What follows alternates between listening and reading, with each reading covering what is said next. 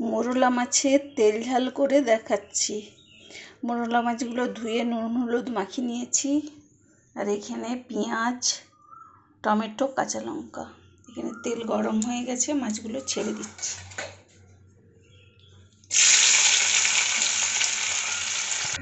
এখানে মোরলা মাছ ভাজা হয়ে গেছে।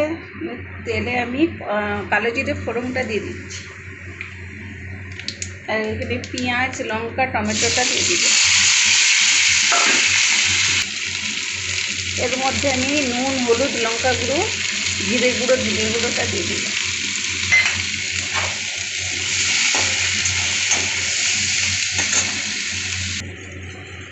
পেঁয়াজ টমেটো ভাজা হয়ে গেছে, আমি মাছগুলো দিয়ে দিচ্ছি। এর মধ্যে আমি সামান্য জল অ্যাড করছি। এখানে আমার মোরলা মাছের তেল ঝাল রেডি। ভালো লাগলে লাইক, শেয়ার, কমেন্ট।